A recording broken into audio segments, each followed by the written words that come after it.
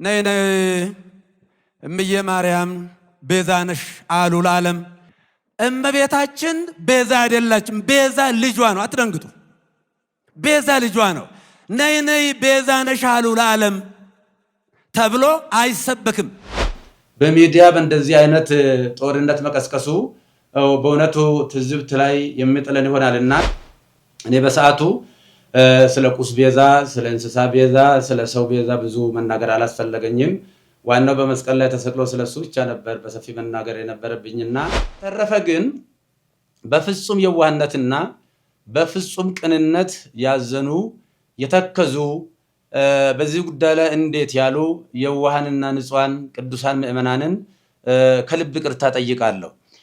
ቤተክርስቲያንም ደግሞ በዚህ ጉዳይ ስሟ በመነሳቷ ታላቋ ቤተክርስቲያን ይቅርታ ልጠይቃት እወዳለሁ። አንዳንድ ሰዎች ቃሉን አጣመው በመተርጎም ጦርነት በመቀስቀስ ህዝቡን በማነሳሳት በተለይም ደግሞ ደጋጎች ምእመናንን በጣም አሳዝኗል።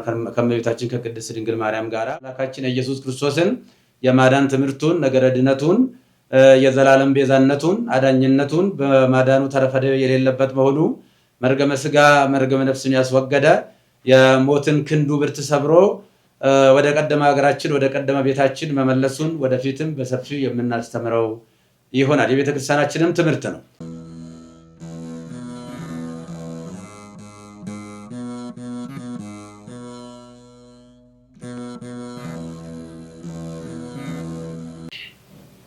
በስመ አብ ወወልድ ወመንፈስ ቅዱስ አሐዱ አምላክ።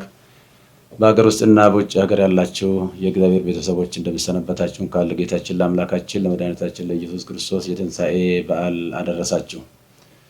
እግዚእነ ኢየሱስ ክርስቶስ ዘኮነ ሰብአ ወመጠወ ርእሶ ለኩሉ። ጌታችን ሰው የሆነው ጌታችን አምላካችን መድኃኒታችን ኢየሱስ ክርስቶስ ነፍሱን ለሰው ሁሉ አሳልፎ ሰጠ። አንደኛ ጢሞቴዎስ ምዕራፍ 2 ቁጥር 6። በዛሬው ዕለት በዚህ መልክ መምጣት ያስፈለገኝ ዋና ጉዳይ የስቅለት ዕለት ጌታችን አምላካችን ኢየሱስ ክርስቶስ የተሰቀለበትና ቤዛ የሆነበት ቀን ስለ ቤዛነት በሰፊው ከተሰጠው የትምህርት ድነት ጋር ተያይዞ አንዳንድ ብዥታዎችና ጥያቄዎች ስለተፈጠሩ እነዚህን ነገሮች ለማጥራት ያህል ነው። እንደሚታወቀው እንግዲህ ዕለተ ስቅለት ማለት ዕለተ ሪት ማለት ነው። ጌታችን አምላካችን መድኃኒታችን ኢየሱስ ክርስቶስ ለኛ ካለው የማይለካ ፍቅሩ የተነሳ በአጭር ቁመት በጠባብ ደረት ተወስኖ ተይዞ ታስሮ ተደብድቦ እርቃኑን ሆኖ በመስቀል ላይ ተሰቅሎ ለዓለም ፍጹም ቤዛ ሆኖ የማይደገም ቤዛ ሆኖ በጊዜና በሁኔታ በቦታ የማይወሰን ቤዛ ሆኖ የዘላለም ቤዛነቱን አግኝቶ ወደ ቅድስ በገዛ ደግሞ የገባበትና ለአዳም የሰው ዘር ሁሉ በእኛ ፈንታ የታሰረበትን ታላቅ ቀን ነው የምናከብረው በየዓመቱ። እነዚህ ሲተነተን ቤዛነት በአራት እንደሚከፈል ይታወቃል። ከዛም በላይ ሊሄድ ይችላል። በእርግጠኛ በአራት ብናይ በጣም ጥሩ ነው። የገንዘብ ቤዛ አለ፣ የቁስ ቤዛ ማለት ነው። የእንስሳ ቤዛ አለ፣ የሰው ቤዛ አለ።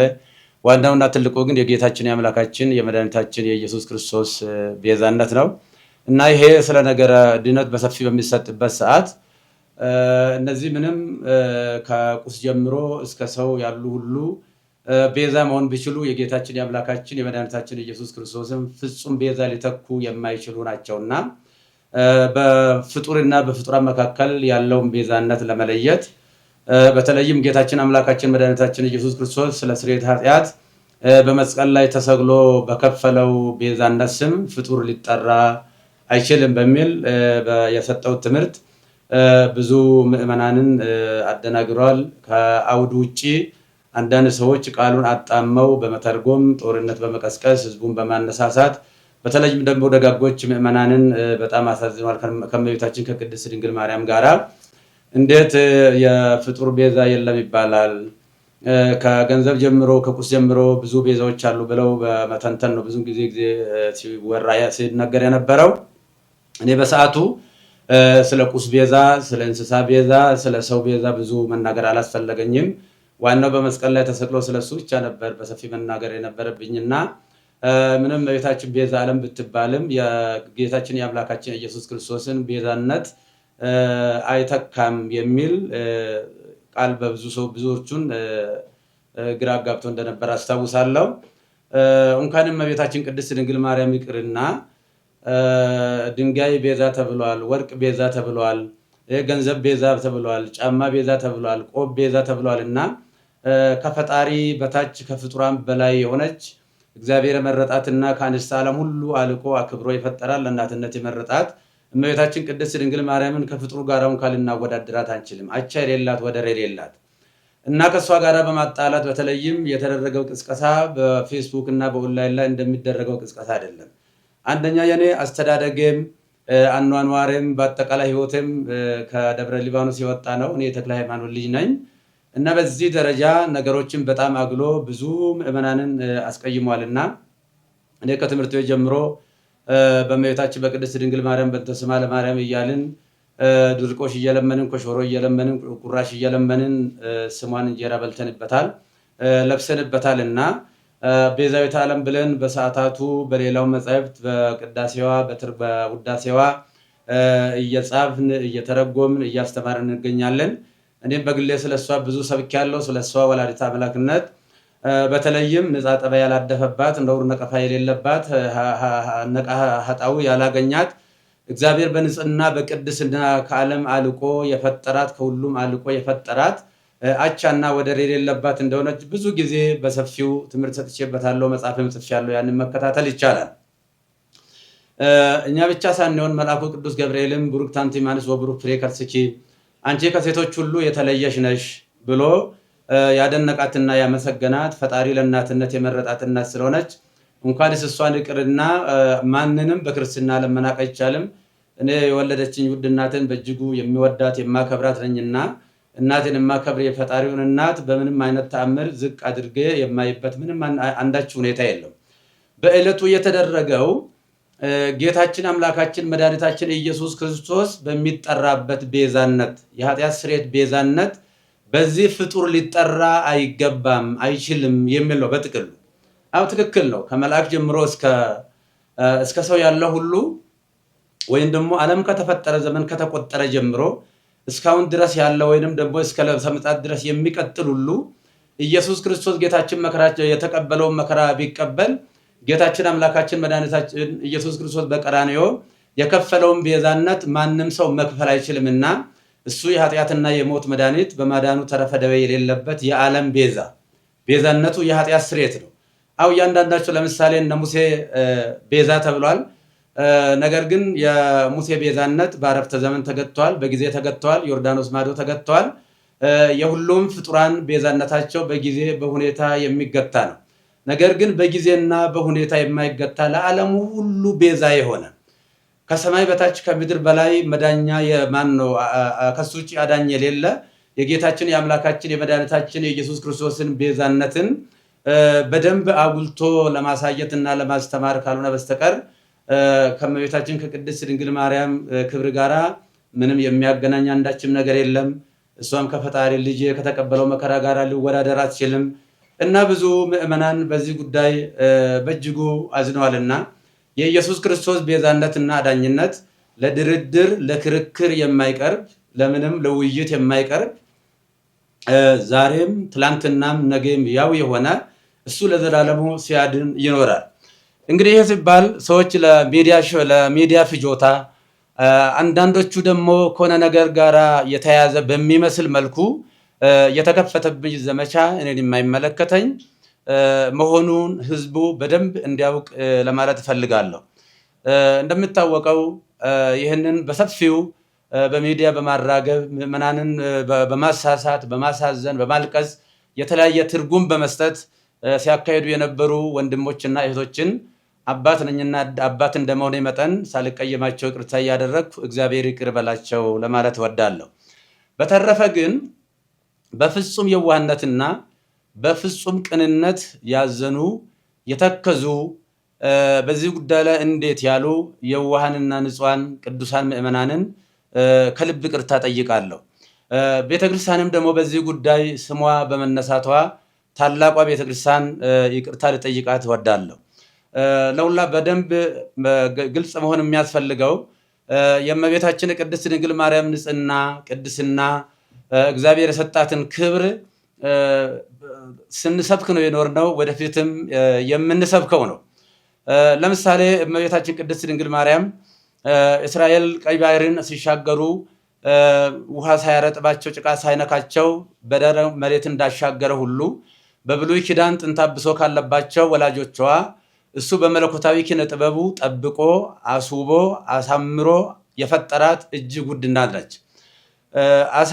በአሳ አንበሪ ዮናስ 3 ቀን ውሎ ሲያድር አሳ አንበሪ ሳያደማው ሳይቆስለው እግዚአብሔር በኪነ ጥበቡ በመለኮቱ ጠብቆ ወደ የብስ እንዳመጣ ሁሉ ከርኩሰትና ከኃጢአት ጠብቆ በቀደመው የአዳም ጥንተ ስጋ ፈጥሮ የሰጠን እናታችን ነች። ወላዲተ አምላክ አምላክን የወለደች እግዚአብሔር ለእናትነት የመረጣት። ስለዚህ የእመቤታችን የቅድስት ድንግል ማርያም ቤዛነት የሚጀምረው እንደ ፈጣሪ ባይሆን ለምሳሌ ሙሴን ለፈርዖን አምላክ አድርጌ እሰጥሃለሁ አስነሳለሁ ለፈርዖን ቢለውም ሙሴ የባህሪ አምላክ ሆነ ማለት አይደለም። እንደዚሁም አማልክት ዘበጸጋ የሚባሉ አሉ። የጸጋ አማልክት ናቸው እንጂ የባህሪ አምላክ አይደሉም። እመቤታችን ቅድስት ድንግል ማርያም ቤዛዊተ ዓለም ብንላትም በእናትነቷ ሰማይና ምድር የማይወስነውን ልጅ ወልዳ በመስጠቷ ቤዛዊተ ዓለም እንላታለን እንጂ የጌታችን የአምላካችን የመድኃኒታችን የኢየሱስ ክርስቶስን የቀራንዮ የመስቀል ላይ ቤዛነትን ትተካለች ብለን አይደለም። ስለዚህ እሷ በንጽህና በቅድስና የታተመች እናት ስለሆነች ከታናሽነታችን ጀምሮ ውዳሴዋን በመድገም ቅዳሴዋን በመማር ያደግንባት እቺ ታላቅ ቤተክርስቲያን በአሁኑ ሰዓት ፈተና ሊደርስባት አይገባም ብዬ እላለሁ። በተለይም ይህንን አጀንዳ በስፋት የሚያራግቡ ወንድሞች ጥፋት እንኳ ቢኖር ቀረብ ብሎ መጠየቅና መመካከር፣ ችግርም ካለ መፈታት ነው የሚያስፈልገው እንጂ በሚዲያ በእንደዚህ አይነት ጦርነት መቀስቀሱ በእውነቱ ትዝብት ላይ የሚጥለን ይሆናልና ለወደፊትም እመቤታችን ቤዛ ስንል እንግዲህ ቤዛዊተ ኩሉ ዓለም ብሎ ታላቁ አባ ጊዮርጊስ ዘጋስጫ በሰፊው ዘምሮላታል። ያሬድን በሰፊው ዘምሮላታል። በዚህ ጊዜ እርሷ እንግዲህ ከተጸነሰችበት ጊዜ ጀምሮ ጌታን ጸንሳ ሳለ አይሁድ በተሳሳተ መንገድ ባልገባቸው መንገድ ብሉይ ኪዳን በነበረው የጭካኔ መንፈስ እሷን በድንጋይ ቀጥቅጦ ለመግደል ጥረት በሚያደርጉበት ሰዓት ውድ ዋጋ ከፍላ ለመሞትም እንኳ ፈቃደኛ ሆና ነገር ግን ዮሴፍ ጻድቅ ሆኖ የጸነሰችውም ደግሞ ሰውኛ ሳይሆን እንበለዘር እንበለሩካቤ ሳይሆን በእግዚአብሔር መንፈስ ቅዱስ በማይመረመር የመንፈስ ቅዱስ ግብር መሆኑ ስለታወቀና ዮሴፍ ሊገልጣል ስላልወደደ በእንደዚህ አይነት ሁኔታ ከዛ ከሞት እንዳመለጠች እናውቃለን። ልጇን በምትወልድበትም ሰዓት በቤተልሔም ሰዎች በናቁትና ባቃለሉት ለአፍታም በማይቆዩበት በከብቶች ግርግም የገዛ ልጇን ወልዳ ስትሰጠን ለእመቤታችን ያለን ፍቅርና አክብሮት ወደር የለውም። ነፍሳችን ትመሰክራለች። ይህ ብቻ ሳይሆን እመቤታችን ለልጇም ቤዛ ነች።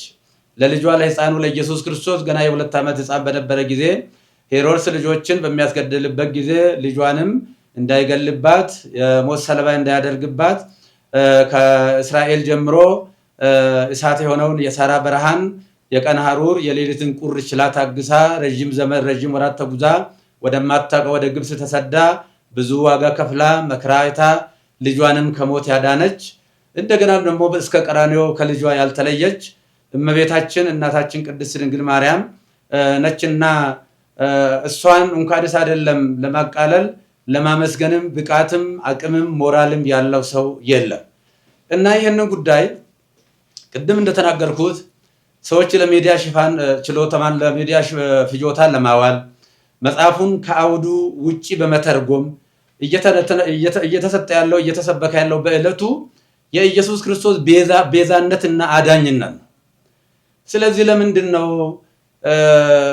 ጥላ ቤዛ ይባላል፣ ሌላ ቤዛ ይባላል የሚልም ሊቃውንቱ ከሰሞኑ ጀምሮ ግሱን እየተነተኑ ሲነግሩን ከርመዋልና ለተነተኑልን ትንታኔ እያመሰገንኩ በሰዓቱ ስለ ጫማ ቤዛነት፣ ስለ ባርኔጣ ቤዛነትና ስለ ልብስ ቤዛነት፣ ስለ ገንዘብ ቤዛነት፣ ስለ ቁስ ቤዛነት፣ ስለ ብሉይ ኪዳን እንስሳ ቤዛነትም ብዙ መተንተን አላስፈለገኝም። ምክንያቱም ታላቁና ሕያው ቅዱስ አምላካችን ኢየሱስ ክርስቶስ በመስቀል ላይ ተሰቅሎ ስለሆነ የግድ እሱ መሰበክ ስላለበት እሱ መነገር ስላለበት ከዚህ የተነሳ ነው እንጂ እኔም እመቤታችንን ለማቃለል ለመናቅም አይደለም። እኔ በዚህ ደረጃ እኔም መፈረጃቸው በጣም አዝኛለሁ። ምዕመናንም ደግሞ በዚህ ደረጃ እውነት መስሏቸው በተሳሳተ መንገድ ይህንን ማሰባቸው እንደ ትክክል አድርገው መውሰዳቸው ትክክል አይደለምና ስለዚህ እመቤታችን ቅድስት ድንግል ማርያም ነች የጌታችን የአምላካችን የኢየሱስ ክርስቶስን የማዳን ትምህርቱን ነገረ ድነቱን የዘላለም ቤዛነቱን አዳኝነቱን በማዳኑ ተረፈደ የሌለበት መሆኑ መርገመ ሥጋ መርገመ ነፍስን ያስወገደ የሞትን ክንዱ ብርት ሰብሮ ወደ ቀደመ ሀገራችን ወደ ቀደመ ቤታችን መመለሱን ወደፊትም በሰፊው የምናስተምረው ይሆናል። የቤተ ክርስቲያናችንም ትምህርት ነው። እመቤታችን በነገረ ድነት ውስጥ ስጋዌ ስናስብ መነሻዋ እሷ ነች። እሷ ዋና መነሻ ነችና በነገረ ስጋዌ ውስጥ በነገረ ድነት ውስጥ አምላክ የሰጣትን ቦታ ከስጋዋ ስጋ ከነፍሷ ነፍስ ነስቶ ነው የተሰቀለው። ስለዚህ እንደ ቤተክርስቲያን እንደ ግሌ እኔ ለእመቤታችን ያለኝ ፍቅር እጅግ የተለየ ነው። እኔ ስሟን ጠርቼ በእንተ ስማ ለማርያም ብዬ ለምኜ ተምሬበታለሁ ስሟን። አሁንም የምንጸልየው ሌላ ጸሎት የለም። የሁለቱ ውዳሴ ማርያም እሱን ነው የምንነግረው። አንቀጸ ብርሃን ነው የምንጸልየው። ውዳሴ ማርያም ሲባል ግን ተራ ድርሰት ሊመስላቸው ይችላል አንዳንድ ሰዎች። በውዳሴ ማርያም ብሉይና አዲስ ኪዳን የታጨቀበት ምርጥ መጽሐፍ ነው። ይልቁንም ብሉይ ኪዳን፣ አዲስ ኪዳን፣ መጽሐፈ ሊቃውንት እነዚህ ተጨምቀው ነገረ ድነት የጌታችን የአምላካችን ኢየሱስ ክርስቶስ የማዳን ስራው ቤዛነቱ አዳጅነቱ በሰፊው የታጨቀበት የሚተነተንበት የምንጸልየውም እሱ ነው እና ቅድም እንደተናገርኩት የውሃ ምዕመናን ልጆቼ አንድ ሁኑ። እኛ በዚህ ሰዓት አንድ ነው መሆን ያለብን። በጠላትነት በዚህ መነሳሳት የለብንም። ጥፋትም ካለ ቤተክርስቲያን መዋቅር አላት። ይሄ በየአውደ ምሕረቱ ያለው ከስድብ እንደዚህ ያለ ነገር ጥሩ አይደለምና ይህንኑ አደራ ለማለት ነው። እግዚአብሔር ሀገራችንን ይባርክልን፣ ይቀድስልን። እግዚአብሔር ባርካችሁ ይቀድሳችሁ።